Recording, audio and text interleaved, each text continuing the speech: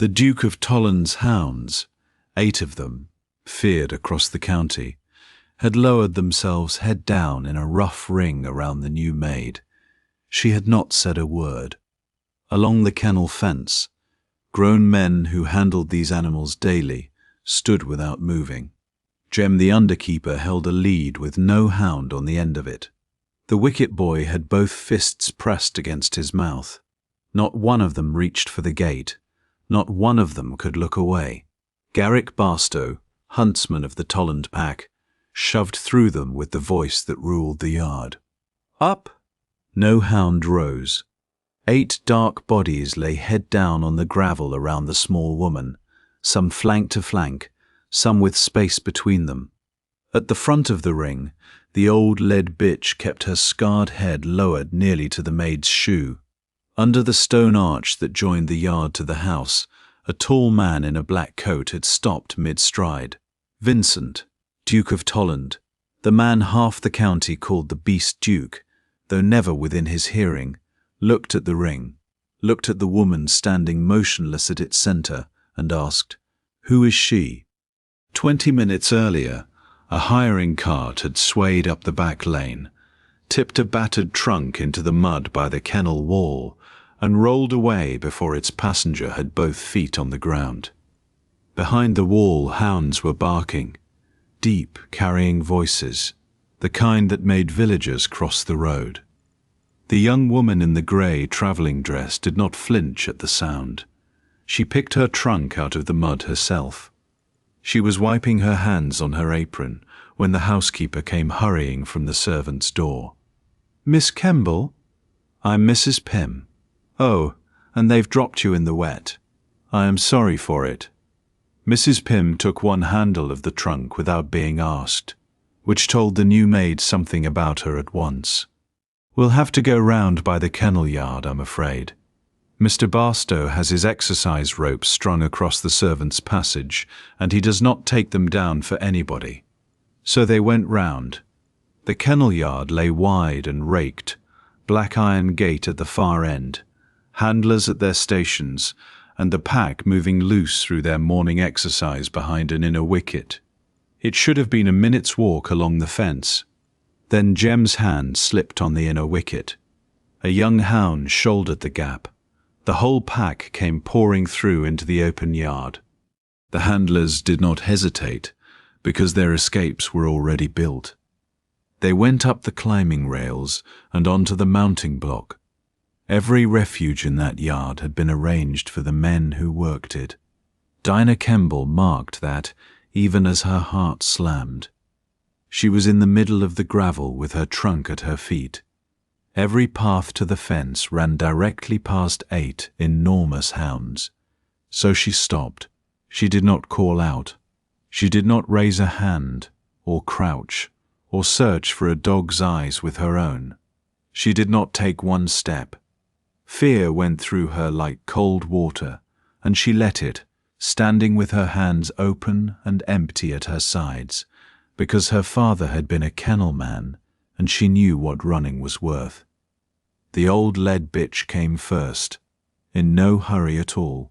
She was huge and grey about the muzzle, with a pale chevron of scarred skin across one shoulder where no hair grew. She smelled the open palm where it hung at the maid's side. Dinah never lifted it, never offered it. Then the old hound raised her head and looked into the woman's face for a long moment. Whatever she found there, she answered. The silence that followed was the loudest thing the yard had ever produced. Somewhere along the fence, a man began to pray under his breath. The hound's slow breathing carried all the way to the arch. Mrs. Pym found her voice from the fence. "Dinah Kemble, Your Grace, the new maid." Vincent had last seen a soot-black 12-year-old through smoke. Garrick had known a kennel child, not the grown housemaid a white cap made invisible to him. Neither placed her until Mrs. Pym spoke her surname. The colour left Garrick Barstow's face. It happened in front of 40 witnesses. It looked like what it was: fear, wearing a master's coat.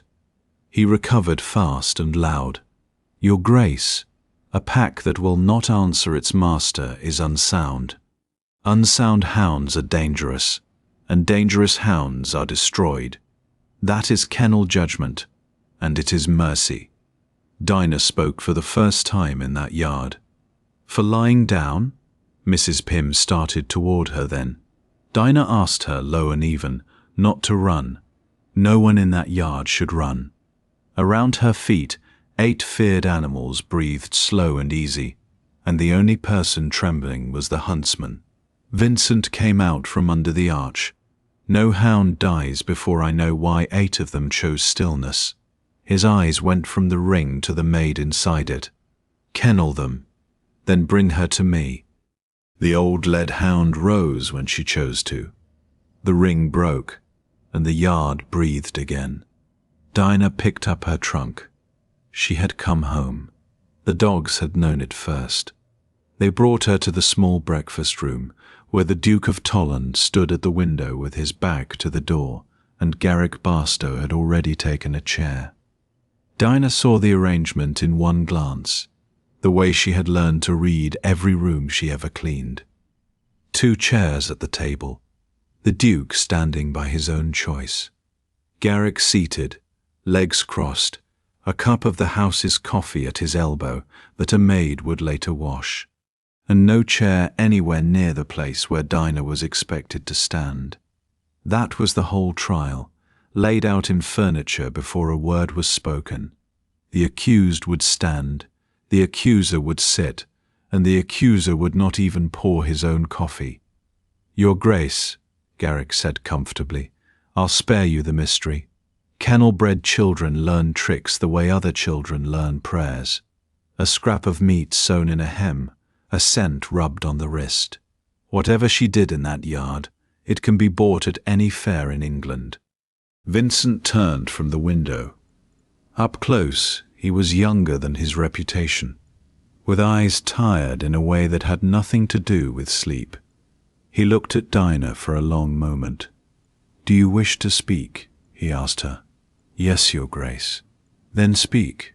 Dinah kept her hands folded on her apron and her voice level, though her heart was beating hard enough to shake her breath. She let him hear that too, because the truth deserved its cost. "You know my surname now.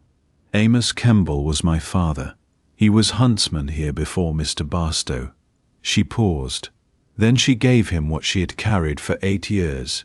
"The night the old stable burned, my father carried you through the burning doorway. I saw him reach clean air and put you into Mr. Barstow's arms before he fell. No one else had come round the wall. By the time they did, Mr. Barstow was carrying you toward the house, and my father was hidden by smoke. He let them believe he had brought you out. Then he took my father's place. The room was very still. Garrick's cup clicked against its saucer. I was 12, Dinah went on. My mother was dead. Mr. Barstow told the steward there was no place for a girl at the kennels, and at his urging, the parish overseers placed me in service with a family in the next county before the funeral bells had stopped ringing. I am not here to prove any of it. I came back because I needed work, and this was the only place that ever felt like home. One reason she did not give him. Some part of her had come back to learn whether Teasel still lived, whether one creature on that land remembered the Kembles. Garrick laughed, a performance for an audience of one. There it is, Your Grace, a child's smoke dream nursed for 8 years and served up warm. She was 12, frightened, half blind with soot, and she saw what a grieving daughter wished to see. He set down his cup and let his voice go soft and reasonable, which was the voice Dinah trusted least. And I will say what modesty should forbid. You are alive, Your Grace, because of what happened at that doorway. A man does not forget the life he owes. There it was, the debt, laid on the table like a loaded gun. Dinah watched Vincent flinch under it. She did not argue. She offered no witness, no letter, no token from a dead man's pocket. She stood with her folded hands and let her account lie beside Garrick's in the open. Two stories that could not both be true. Vincent studied her. You heard him. You offer nothing to weigh against him. What do you ask of me? Their lives, Dinah said. The hounds did nothing this morning but lie down. I ask that none of them be destroyed. She took one breath. And when you know it, my father's name spoken where his was taken. Not to me, before the household that heard the other story. When I know it, Vincent repeated. Not if. You were there, Your Grace, she said simply. I only ask you to keep what you carry. Garrick's chair scraped. Whatever he had expected her to want, it was not this. A woman asking for money can be paid. A woman asking for position can be ruined. A woman asking for a dead man's name and the lives of 8 dogs had asked for nothing he could buy back from her. Dinah saw the fear cross his face a second time and get put away again. You may go, Vincent said at last. His voice gave away nothing at all. In the passage beyond, Dinah found a young laundry maid frozen over a line of muddy paw prints, a scrubbing pail at her feet, crying before anyone had accused her of anything. The girl was afraid of Garrick. The whole passage smelled of it. That mud is mine, Dinah said. I crossed the yard this morning. Give me the pail. She knelt and scrubbed the prints away herself. She did not ask the girl's name, because a kindness that takes a name expects to be repaid. The girl fled, lighter. Dinah worked on alone. She did not see the Duke of Tolland standing at the turn of the passage. He had followed to ask her one more question. Instead, he watched the woman who claimed his rescue's true name kneel and clean a frightened child's blame off the stones, and he went away with his question unasked. The next morning, Garrick Barstow spent the credit the house had allowed him for 8 years. By servants' breakfast, he had pressured the steward into taking Dinah off the linens and sending her to scrub the kennel passage. The credit had been 8 years in the building. The county had helped build it. They called Vincent the Beast Duke. His hounds were feared. Servants disappeared under orders that carried his name. The man himself never came out to contradict the stories. Garrick furnished the beast. Vincent supplied the silence. At the breakfast table, a footman retelling the fire story for a new scullery girl put the burned stable on the west side of the yard. Garrick corrected him before the sentence was finished. The east side. Past 2 in the morning, 4 horses led out and not 5. He laid each detail straight, with an irritated precision that went past any use the correction had. He had kept the exact account of that night in order for 8 years. Nobody at the table wondered why. Then he announced his morning's work, smiling. If the girl claims kennel blood, she can clean kennel filth. Blood should be near its own. It was meant as a public reduction. 2 of the younger maids would not meet Dinah's eyes as she rose. She took the brush and the bucket without a word of protest, which spoiled some of his pleasure, and went down to the passage that ran along the pack's fence. The 8 hounds were shut behind the iron. They watched her come. The big scarred one at the front of them stood at the bars with her ears forward. Dinah kept her eyes on the stones and scrubbed. It was the trough that stopped her. The pack's water trough stood just inside the fence, down to a grey inch at the bottom. Handlers moved in the outer yard, waiting on Garrick's next demonstration for the Duke. Every man of them had walked past that trough all morning. Buckets stood filled by the pump not 10 steps away. The animals had simply been left thirsty, one more piece in a quarrel between people. Dinah put down her brush. Whatever else the morning wanted from her, thirst was not part of any test. She carried water, tipped it through the rails where the trough stood, twice, 3 times, until the surface came up bright. She did not speak to the hounds while she did it. She did not look for the scarred one's eyes. She poured water, stepped back from the fence, and knelt again over her stones. Garrick's boots arrived within the minute. He had been watching for something after all. "Good," he said, loud enough for the whole yard, and for the Duke, who had come down with 2 gentlemen visitors. "She's near them now. Now, girl, make them do it again." Dinah sat back on her heels and looked up at him. "Do what again, Mr. Barstow?" "The pretty trick from yesterday." His smile had teeth in it. "Down on their bellies in a ring. His Grace's guests would pay to see it. Call them." "No," Dinah said.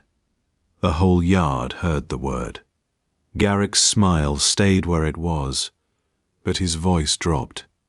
"You refuse your master's order. You are not my master, His Grace's, and I cannot give you what was never mine." She got to her feet so that she said the rest standing, plainly and without heat, which made it carry further. "Whatever happened yesterday belonged to them. They did nothing for me to sell you." And she took up her brush and returned to her scrubbing. She did not stand waiting by the fence. She did not glance back at the pack. She put her hands in the grey water and worked. Her pulse was loud in her ears, because refusing Garrick Barstow in front of 40 people was a frightening thing to do, and she had done it anyway. Behind her, the old hound moved. Only after Dinah had retreated, only when the choice was entirely the animal's own, the big scarred bitch came to the trough and drank long and deep. Then she did a thing no one watching could account for. She turned along the fence to the place nearest the kneeling maid, pressed her shoulder against the bars, and held it there. The pale chevron scar lay against the iron, close enough that Dinah could have touched it through the rails. She did not touch it. She looked at that scar. A grief she did not explain to anyone rose in her, and stayed, because she knew the shape of it, and where burns like that were got.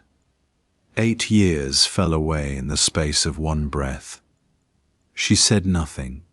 She scrubbed the same stone over and over until her eyes cleared. "What do they need?" The Duke of Tolland had crossed the yard alone and stood over her, watching the hound lean against the iron for no reason a sane man could name. His guests hung back. He asked it again. "You, from you, what do they need?" Dinah looked up at him and refused the premise gently, because it was the most honest thing she owned. "I do not know what they want from me. Water is water." Vincent looked at her a long moment.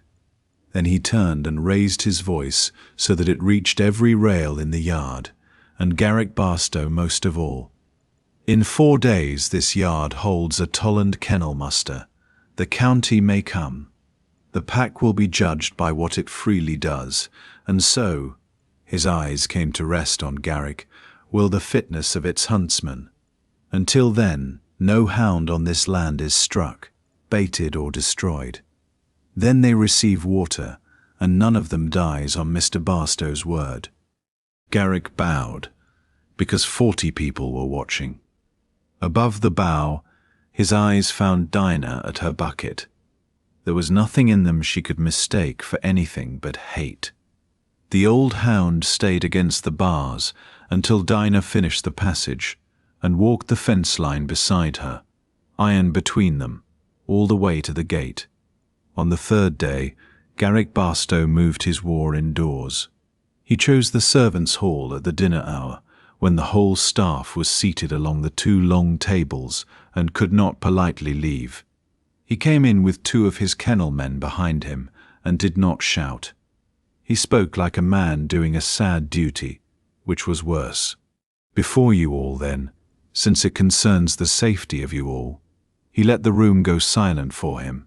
"I have thought on how 8 trained hounds came to grovel at a stranger's feet, and there is only one answer that is not a fairy story. Meat, hidden meat, and a kennel child's tricks." His head turned, slow and deliberate, until every eye in the hall had followed his to Dinah, where she sat. Kennel leavings in a white cap are kennel leavings still. Some of the staff laughed, because it is dangerous not to laugh at a powerful man's joke. The laugh was thin and went out fast. Dinah set down her spoon. The trap was arranged like a formal dinner. Everyone placed to watch, nobody placed to help. The youngest maid seated where they would learn what happens to girls who are noticed. "Stand up, girl," Garrick said. "Empty it." He meant her apron, the pockets of it.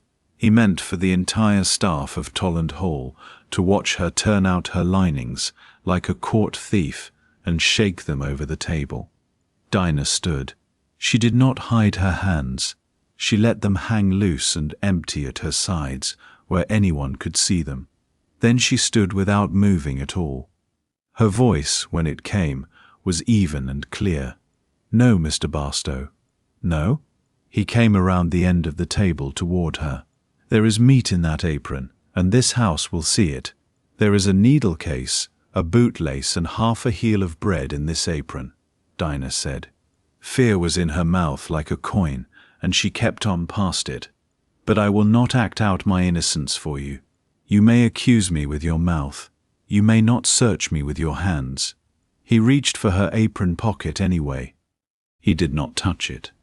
A hand closed on his wrist and held it where it was. The hall came to its feet in a single scrape of benches, because the Duke of Tolland was standing in the doorway of his own servants' hall, and no one had seen him come in. "Take your hand from her." Vincent's voice was low. The room turned cold around it. Dinah understood in that moment why frightened people called him the Beast Duke. He had stopped hiding that he was dangerous. Anger stood plain in his face for every servant to see. He released Garrick's wrist. "You are huntsman to my hounds," he said. "That office does not reach my house. No woman under this roof will be handled so that a man may keep his pride. Not by you, not by anyone." The hall waited for Dinah to curtsy and be grateful. She did curtsy. Then she lifted her head and quietly refused the size of the gift. "Not only for me, your grace," she said. "Make it the rule for every maid who cannot make you hear her. The ones your hounds have never bowed to. Otherwise I am a favorite, and a favorite is only safe while she is loved." The silence after that was of a different kind. Servants looked at one another down the tables. Mrs. Pym, at the head of the room, put her hand flat on the table as if to steady it, her eyes bright. Vincent looked at Dinah a long moment. "It is the rule," he said, "to the hall and to her. It always should have been." Garrick walked out. He had come to strip her in front of the household. He left having lost before the same audience a piece of reach he had exercised for years as though it were lawful, and both of them knew the account was still open. Afterward, in the passage, Vincent overtook her.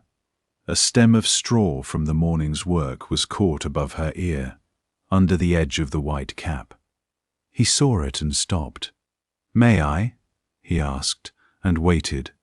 Dinah considered him, and then bent her head slightly. "You may." He drew the straw free with 2 fingers, careful as a man handling thread, and stepped back at once. "Why did you come back, Miss Kemble? Truly, a woman with your history could have gone anywhere else on earth." "For honest work," she said. "Near the only place I ever called home. I did not come to dig up proof, your grace. I did not come to force anyone's memory. I came because when I remember being happy, I remember this ground." He stood there with the straw in his hand. He wanted, with a want that startled him, to ask her to stay for a reason that had nothing to do with work or hounds or the dead. He had not earned the asking and knew it, so he inclined his head and let her go, and kept the straw. The linen warming room on the 4th day smelled of hot cotton and lavender. It was the first hour of peace Dinah had known at Tolland. She and Mrs. Pym folded warmed sheets between them in the old rhythm of women who work well together. Mrs. Pym talked comfortably of nothing, and did not once ask about fires or hounds, which was its own kind of gift. Pressed only for a fault to laugh at, Dinah owned to a scorched pillow slip in her first place of service, hidden in a rag bag while she prayed nobody counted the linen. "I dream of it yet," she said. Mrs. Pym laughed until she had to set her corner down. The piece ended with a rattle of china in the passage. A young footman was coming through with a loaded tea tray, the silver pot steaming, his right hand wrapped in a bandage to the wrist. Somebody upstairs had wanted the tray. Somebody downstairs had decided a burned hand was no excuse. Dinah saw the whole cruelty of the errand at a glance. The tray began to tip. She was there before it went. She took the heavy end, the pot end, her hands closing sure over the rail of it. The boy made a sound of pure panic and swayed, white-faced, his breath coming in gulps that fed on themselves. He was going to faint into a tray of scalding silver. Dinah turned her body so that his forehead came against her shoulder instead, took the tray's weight, and said, without thinking, in the voice that had been said over her 100 times before she was grown, "Easy. Breathe against my shoulder." The words were out before she knew they were hers. They were not hers. They were her father's, the thing Amos Kemble said when fear made a person fight the very breath that would save them. The boy obeyed them the way people always had, one ragged breath against her shoulder, then a slower one, until his legs came back under him. "There," Dinah said. "Sit. The tray is mine now." Mrs. Pym was already bringing a stool, already saying she would carry the tea up herself, and would enjoy hearing anyone object. None of them had heard the Duke of Tolland stop on the back stair. Vincent stood with one hand on the rail. The passage had gone strange around him, because the words had closed on something at the bottom of memory. Smoke, rough leather under his cheek and scorched hair, a man's arms bearing his whole weight, and a man's voice, low and sure, saying those exact words over him, the same words the maid had just said. And a second voice, Garrick's voice, shouting, but the shouting had been far away, farther than the arms. The certainty stood up in him whole. The two voices had never been the same. That was all. 4 fragments, and the cold that came after them. He gripped the stair rail until the wood complained. He found her alone in the linen room a quarter hour later, and did not pretend to an errand. "The words you said to that boy," he said, "where did you have them?" Dinah looked at him and answered plainly, "From my father. He said them to anyone whose fear was strangling them. Stable lads. A groom pinned by a cart once. Me, in thunderstorms." She smoothed the sheet in front of her. "I did not choose to say them, Your Grace. They live in my mouth. That is all." "I have heard those words in smoke," Vincent said. The linen room was warm, and the silence in it was not. Dinah held his gaze and asked for nothing. He watched her not use the door his memory had just opened, and something in him decided. "I doubted him," he said. "I want you to know that. 8 years, and I never once said it aloud. The face never matched the voice, and I was carried out of that fire by arms I could not thank, so I thanked the arms I was given, because doubting the man who saved you feels like a sin." He stopped himself. "Feels safer than the truth. That is the honest word. Clinging felt safer." "You were insensible from the smoke," Dinah said gently. "No one wakes from that owing anybody perfect sight." He looked at her then with an expression she had not seen on him before, unguarded and young. "May I court you without making a debt of it?" he asked. "Not the Duke and the huntsman's daughter, Vincent, asking Dinah, because of what I have seen of her with my own eyes. The want in her rose up so strong it frightened her. She named it to herself honestly and set it down. "Not while their lives are the price of standing near me," she said. "8 creatures are under sentence in your yard, your grace, and the man who wants them dead watches everything I touch. Court me now, and he will spend it." Then after the muster, he took 1 step nearer. "May I kiss you?" "Not yet," Dinah said. The gentleness in it was real. So was the refusal. Vincent accepted both. He stepped back, bowed to a housemaid in a linen room as though she were a duchess already, and went out. On the back stair he passed no one, but from the yard door below, Garrick Barstow watched the Duke of Tolland descend with his composure gone, shaken open like a man walking away from an accident. Garrick understood with perfect clarity what was returning, and how little time he had left. On the 5th day, Garrick played the card he should have led with, the one that needed no meat and no search, a lie wearing the Duke's own name. He came to Mrs. Pym's parlour with his hat respectfully in his hands and grave concern on his face. "His Grace has thought better of the girl's staying, ma'am. With the county coming to the muster, he wants no scandal walking the yard. Kemble's daughter, the Hounds, the talk in the village. She's to go before it, quietly, for everyone's sake. His Grace prefers not to say it to her face. You understand? He is tender that way." Mrs. Pym did not believe one word of it. She sent the wicket boy to the Duke's study with one question. Had His Grace given this order? She told him to run. Until the answer came, she would not let Dinah be taken through a back gate. Dinah understood all of that before Mrs. Pym had finished repeating it. She watched the older woman's hands twist against her apron and felt the anger rise in her, then a fierce protectiveness right behind it, larger than the anger. Mrs. Pym had taken her trunk handle unasked on the first morning. Dinah would not repay that by making her choose between employment and defiance. "I'll pack," Dinah said. "You will not be part of the refusing, Mrs. Pym. There's nothing yet to refuse." But Mrs. Pym would be part of something. While the boy carried her challenge upstairs, she walked out of Tolland Hall at Dinah's side, in her good shawl, in full view of the windows, carrying one end of the battered trunk, and turned the dismissal into a procession of 2.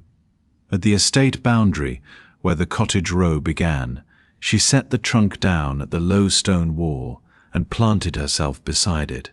"I'll wait with you for the carrier," she said, in a voice that dared the sky itself to object.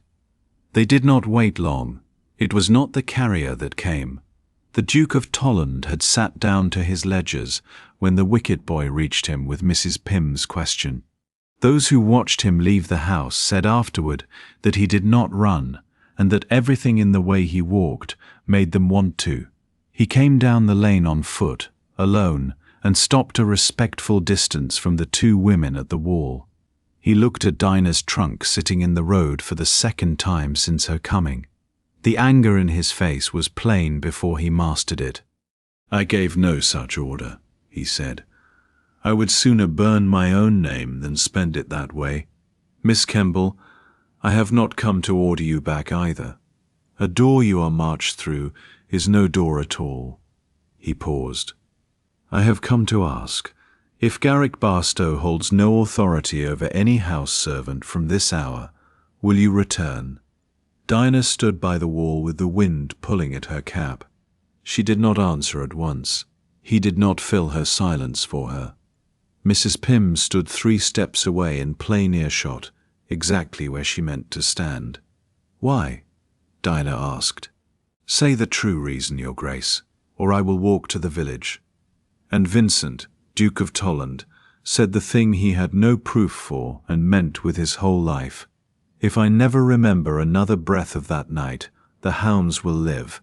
Barstow will not rule this house by my debt, and I want you there because I trust the woman I have seen."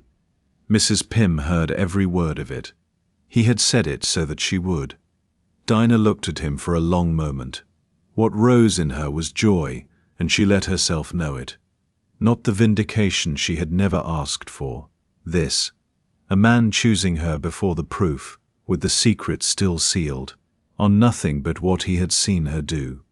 "Then here are my conditions," she said. "The pack stays together until the muster, every hound of them. Mr. Barstow punishes no servant and no animal before it. And if the day comes that you believe my father saved you, the naming is public, before the household. Not a whisper to me on a stair."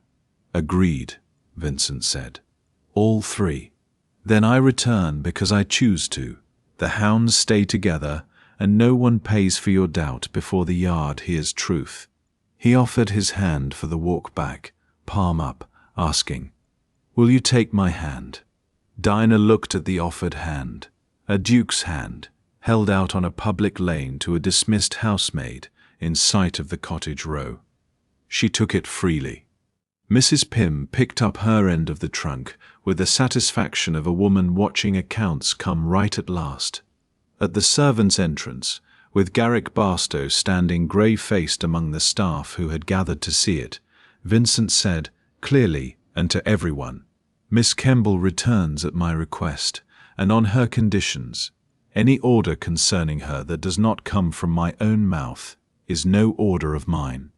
He did not look at Garrick as he said it. He did not need to. He was not finished. Within the hour, in the kennel yard and before the assembled handlers, Vincent required of Garrick the surrender of the kennel keys and the kennel horn. The daily rule of the pack went with them. Jem, the underkeeper, would hold the yard until the muster. One thing was left to Garrick, a single public call at the muster itself, so the pack could answer him or refuse him before the whole county. Garrick gave up the keys with a bow. He kept his eyes down while he did it. On the last night before the muster, Garrick chained the pack. He had given up the keys before witnesses. Nobody had known to ask for the duplicate, cut years ago and kept close. Past midnight, he let himself through the wicket, alone. He staked out 8 short chains, no 2 hounds within reach of each other, so that the animals who slept in one warm heap every night of their lives were parted and pinned on the cold side of the yard. A restless pack shows badly. A pack that shows badly can be called dangerous in front of a county. The yard's rule had been taken from him. The arithmetic was still his. The hounds did not howl.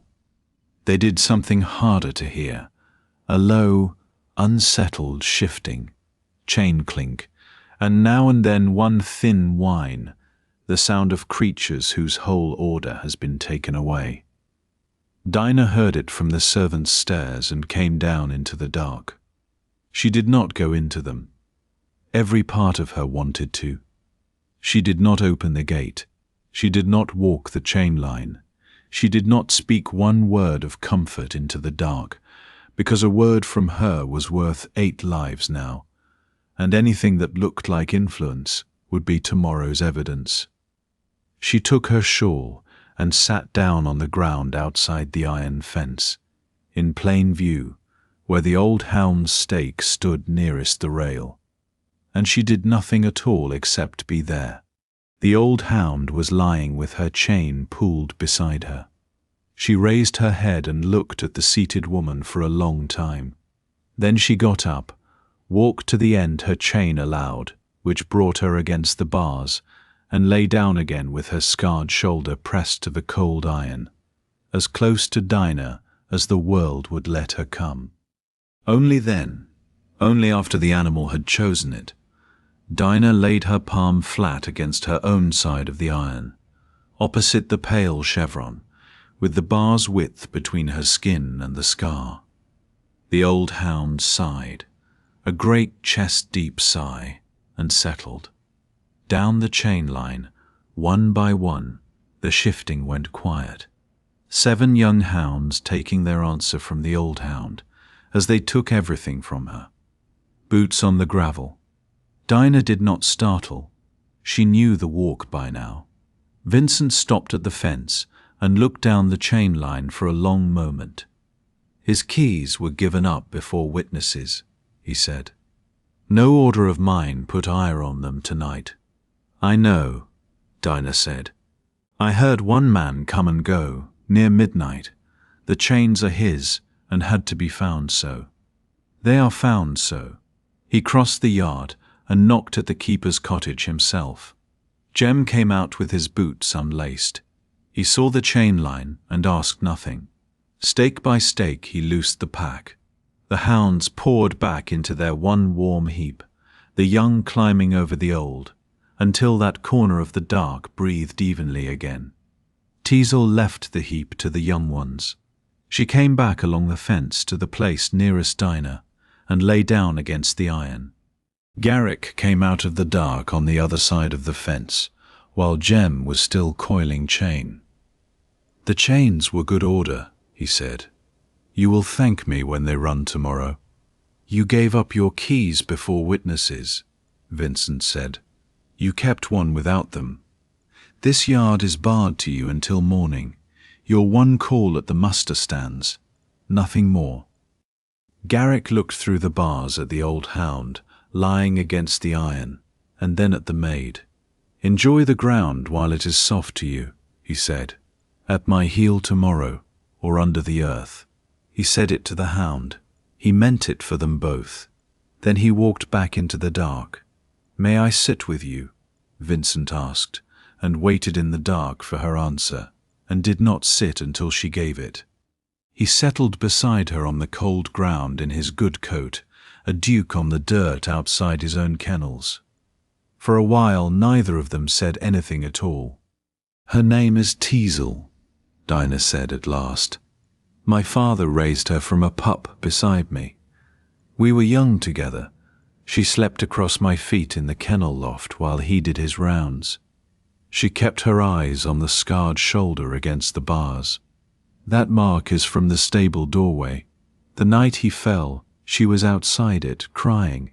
A young hound crying like a person, and the doorway's fire caught her shoulder. She carries the same night I do, Your Grace.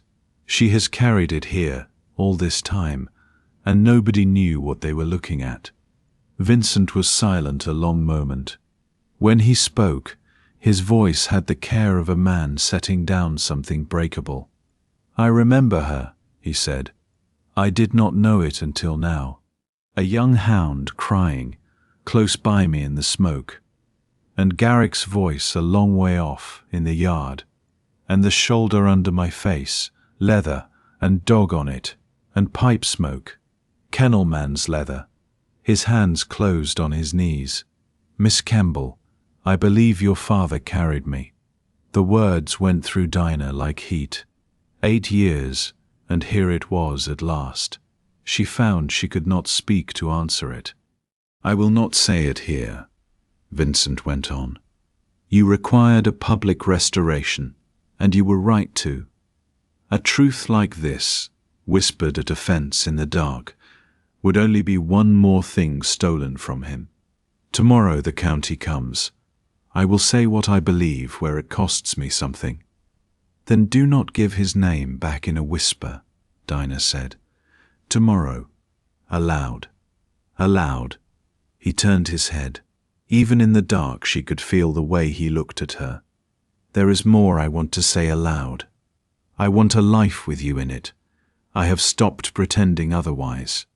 May I ask you something larger when this is over? Joy and fear came up in her together, joined like hands. Dinah gave him her answer. If you stand where everyone can hear you, then I will stand where everyone can hear me. He rose and bowed to her in the dark as though the mud were a ballroom, and went to rouse the house for tomorrow. Dinah stayed a while longer with her palm against the iron. She sat with the old hound through one more turn of the cold, so that no creature at that fence waited for morning alone. The morning of the Tolland kennel muster came up clear and cold. By 9 the gravel yard was ringed with more people than it had held in Dinah's lifetime. The household stood along the near fence, kitchen and stable and house servants together in their Sunday best. Beyond the outer rail, the village edge had come. Cottagers, the carrier, the blacksmith with his sleeves rolled down for once. Gentry carriages stood in the lane. And at the front of it all, where the housekeeper of Tolland Hall had every right and no custom to stand, Mrs. Pym had planted herself at the rail itself, refusing the servant's place at the rear without saying one word about it. The black iron kennel gate stood shut at the far end. The exercise yard lay raked and empty before it. Anyone who had heard the story of the new maid's first morning, which by now was everyone, could see that the stage was the same stage. It only wanted the players.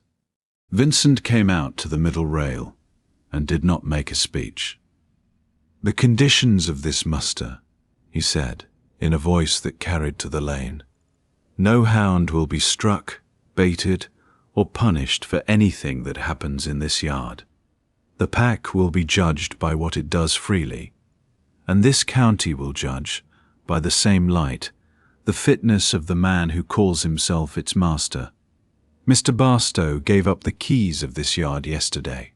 He keeps one thing today, a single call, so that the pack may answer him before you all, or refuse him before you all. Miss Kemble, as the pack's conduct began with you, you will stand in the yard, if you consent." "I consent," Dinah said, and walked out onto the open gravel alone, in her plain dress and white cap, to the place where a trunk had once sat in the mud. Her hands were cold. Her mouth was dry. She had slept an hour. She would not have traded her place with any soul at that rail. Garrick Barstow entered the yard like a man who had rehearsed entering it. He bowed to the carriages. He had dressed for the office he no longer held. Jem carried the kennel horn out to him and gave it over without a word. One call before witnesses was the whole of what remained to him. "Your Grace, ladies and gentlemen," his voice rolled. "You have heard a tale of hounds bowing to a maid. You will now see the plain truth. A pack knows its blood and its bread, and this pack knows one voice on earth. They know one master. Watch."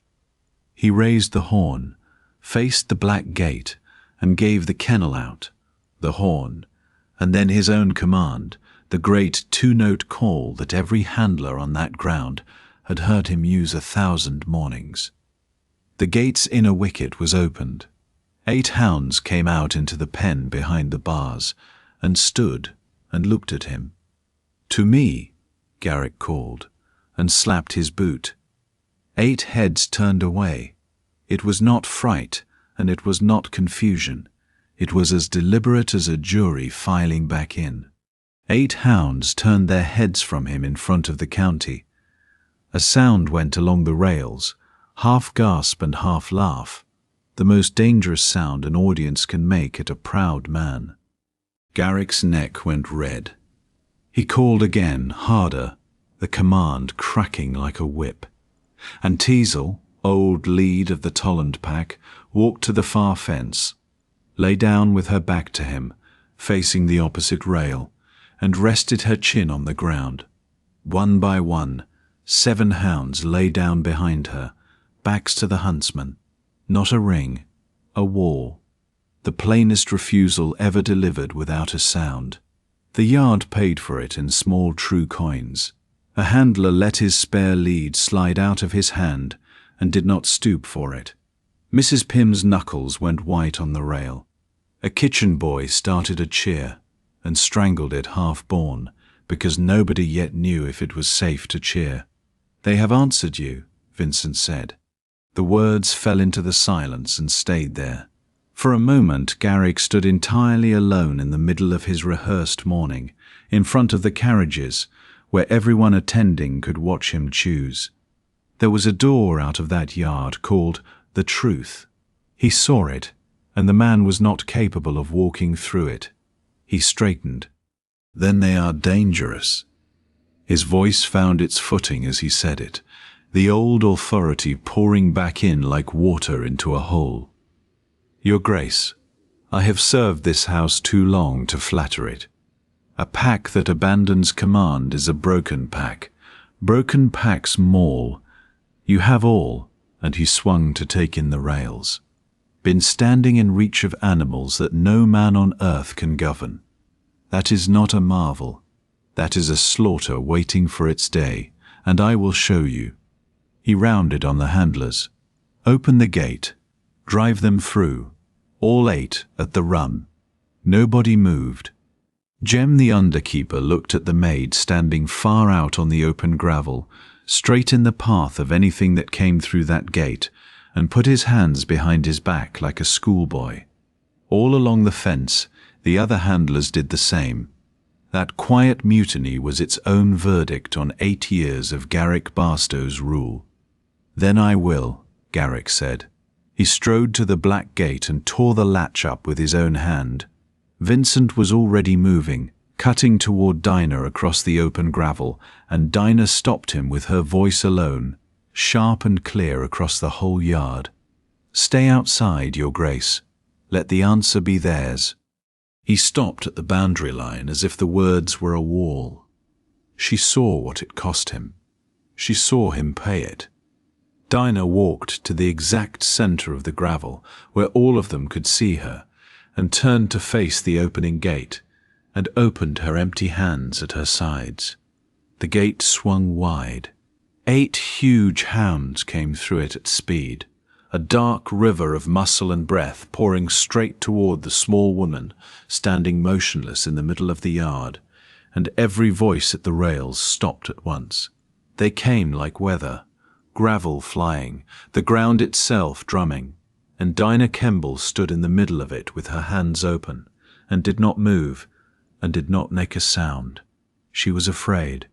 She stood inside the fear, as she had stood on her first morning, and gave the animals the only thing she had ever had to give them, her whole self, undefended.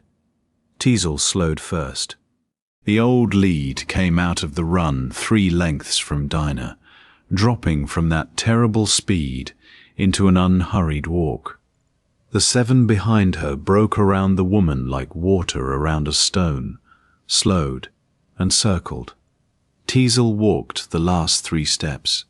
She pressed her scarred shoulder against the maid's skirt, leaned there for a breath, an old friend arriving, and then lowered her head to the gravel and folded down at Dinah's feet. And then, in the sight of the county, the pack made its ring, 1 hound at a time. The great brindled male lowered himself next, against Teasel's flank, head down on his paws. A long moment, and the grey bitch beside him angled toward Dinah. Then the young one who had shouldered the wicket on the first morning, awkward and sincere, dropping his head like a boy copying his elders in church.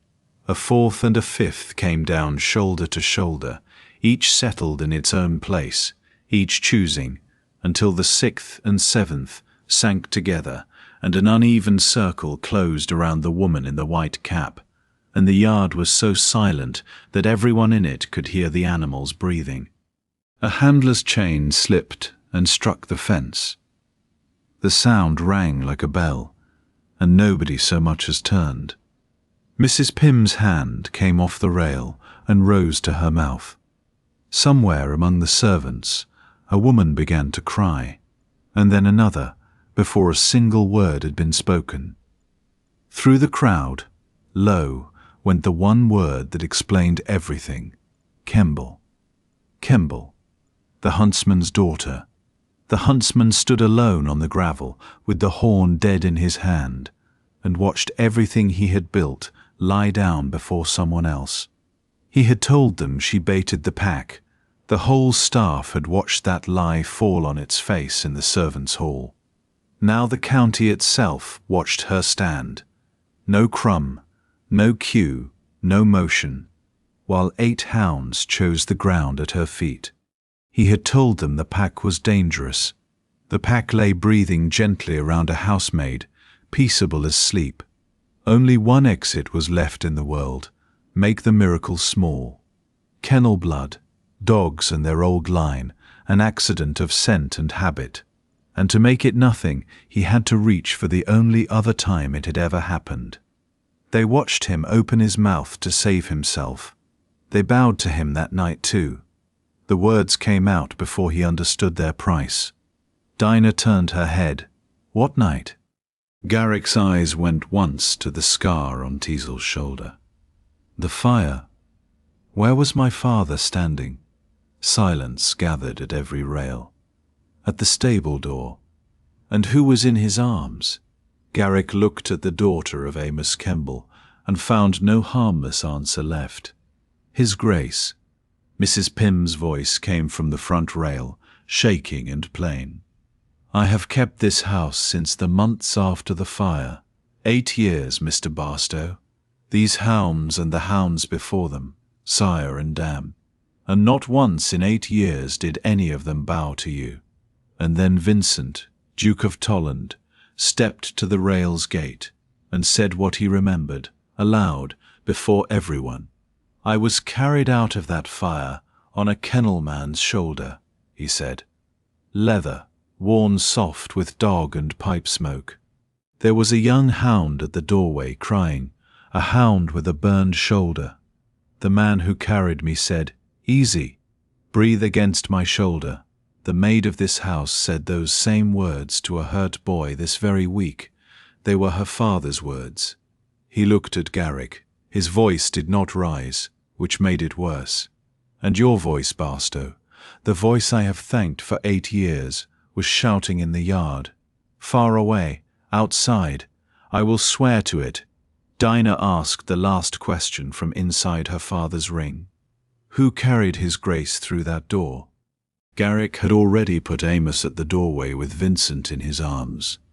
The last lie would now have to deny his own words and the living man's memory at once. There was wreckage in his face, but no one watching ever claimed they saw him look away. Your father did. The yard made a sound like a wave landing. Some cheered, some wept, and Mrs. Pym did both at once, laughing through tears with her fists pressed to the rail. Vincent did not let it run long. Mr. Barstow, you will be off Tolland land by sunset. You will not enter the kennels again, nor stand within sight of them, nor speak for this house anywhere on earth. What wages are owed will follow you. Nothing else of ours will. 8 years of theft answered in 4 sentences. The yard had better uses for its mourning. The discharge followed him in writing, over the Tolland seal. The false order given in the Duke's name, the cruelty of the chains, and the theft of Amos Kemble's credit, set down so that no kennel receiving a Tolland reference could mistake what he did. Before the week was out, the county magistrate had asked for a formal examination into that order. Dinah spoke from within the ring. The county listened to a housemaid state terms. Then hear what I ask, before anything else is said. The 8 hounds of Tolland stay together, and they live. No keeper in this yard ever again earns obedience through pain. My father's name is spoken whenever this house tells the story of the fire, and I am not payment. Whatever I am to any man here, I am not a debt discharged. Granted, Vincent said. All of it, before all of them. Then he turned to the crowded rails and corrected the record in plain, loud words. Amos Kemble carried me out of the fire. Garrick stole Amos Kemble's deed. I made the theft useful by believing it without question. I gave Garrick his place, let him rule under my gratitude, and failed to ask where Amos's daughter had been sent. I restore the name today. I cannot restore the 8 years. The cheer that went up frightened rooks off the roof of Tolland Hall. When it thinned, Vincent spoke again, to Dinah now, though every rail could hear him. One thing more, and it stands whatever else this morning brings. Amos Kemble's death benefit and his wages are restored to his daughter in full. The old kennel cottage is vested in her for life, whether she stays, leaves, marries, or refuses every soul on this ground.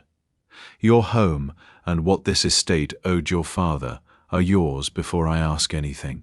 Your answer changes neither." The steward came forward with the paper already drawn, so the county could see the thing was real and not a morning's mood. Only then did Vincent come to the edge of the ring and stop, because it was hers and theirs, and he would not cross it uninvited. "May I come to you?" he asked. "You may," Dinah said.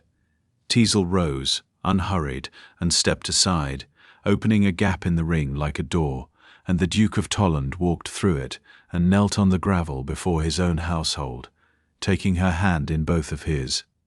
"Dinah Kemble, will you permit me to court you openly, with no debt between us?" "Yes, because you chose mercy before memory." He rose without letting go of her hand. The yard came apart with joy. The handlers pulled off their caps and beat them against the rail. The kitchen boy got his cheer out at last. Mrs. Pym abandoned the rail entirely and was first into the yard, and around the couple the 8 hounds of Tolland rose to their feet, alive, unafraid, tails swinging, breaking their ring into a crowd of warm bodies which had been the better shape all along. Through the rest of autumn and the first winter, Vincent courted Dinah where everyone could see and where nobody was required to. He sat at the kennel fence. He learned every hound's name. He came to the servants' supper when invited, and left when the work began. He asked ordinary questions on ordinary days, when no life, name or debt was waiting to be settled. At the fence one grey afternoon, he asked how Mrs. Pym had come to be standing at the boundary wall that day with half a trunk in her hand. "I told Mrs. Pym what choice she could afford," Dinah said. "And she corrected you?" "With the trunk handle." He laughed. The sound was still new enough in that yard that 2 of the hounds came to see about it. He asked her at the open kennel gate, on the first soft morning of the new year, with Teasel lying in the winter sun between them. He stayed on his feet this time. He had knelt where it counted. "There is no debt between us and nothing left to settle," he said. "Marry me, Dinah." "Vincent," she said. It was the first time in her life she had spoken his name. He stood a moment, a duke learning what his own name weighed when it was hers to give. "Yes." "Now?" he asked. "Now," he asked. "Now," she said. He kissed her at the open gate, and Teasel's tail beat the gravel twice, which settled the matter for the whole establishment. The banns were read out through the last of the winter. On the morning of the wedding breakfast, under the first true spring sun, the black iron kennel gate of Tolland Hall stood wide open. Nobody was worried about it at all. The breakfast had begun in the great hall and refused to stay there. It spilled out through the doors, down the steps, and into the gravel yard itself, tables and cloths and cider and cake, until the place where a county had once held its breath was full of chairs and laughter. Mrs. Pym had done the arranging, and done it in her new mistress's language. Chairs along the yard wall for everyone. The same chairs. Handler beside footman beside laundry maid.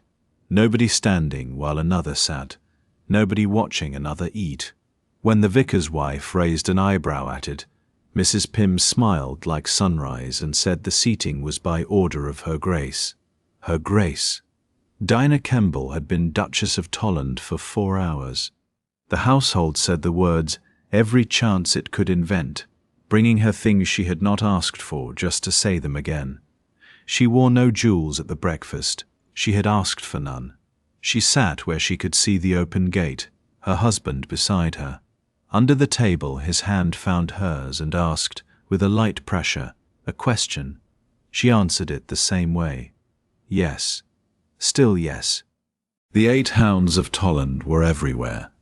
It was a scandal, and everyone loved it. They moved through the breakfast like large opinions. The household fed them shamelessly. The young one leaned his whole weight against the blacksmith until the man gave up his chair, and Teasel, senior hound of the establishment, grey-muzzled and entirely unrepentant, worked the tables like a pickpocket at a fair. She had already nosed a plum tart off an unattended bench and eaten it with the calm of a churchwarden. Now, as the couple watched, she extracted the trailing ribbon from a bridesmaid posy with surgical delicacy and trotted off with it streaming from her mouth, wearing it the rest of the morning like a decoration she had awarded herself.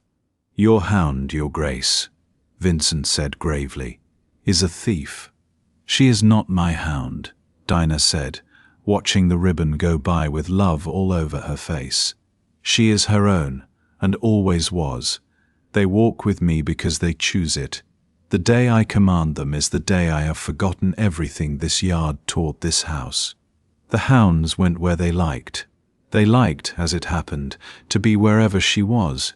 Jem, keeper of the yard in his own right now, came up shy with his cider and said what he had carried since the first morning. "It was my hand slipped the wicket, Your Grace, that first morning." "Then you opened the gate first," Dinah said. Jem walked back to his fellows, taller than he came. Near the cake, a cluster of the youngest servants had gathered around the Duke, the laundry maid of the poor prince among them, unafraid of anybody now. He had come to stand among them with cider in his hand, easy in a way none of them could have imagined half a year ago. The smallest of them, a scullery girl still in awe of her own shoes, asked him if it was true about the fire. The older servants held their breath at the question. Vincent crouched to her height and told it true, in plain words, unprompted, the way he had promised the record would stand forever. "There was a fire here once, long before you came to this house," he said. "I was caught inside the stable, and the smoke had me, and a man walked into that fire and carried me out on his shoulder. His name was Amos Kemble. He was huntsman to this house, and the bravest man who ever served it, and this morning I married his daughter." He smiled then, wide and unguarded, a smile the county was still getting used to. "Amos Kemble saved my life. His daughter taught me what to do with it." The scullery girl looked over at the Duchess. The Duchess, who had heard every word, could not answer the child's smile for a moment, because her eyes had filled.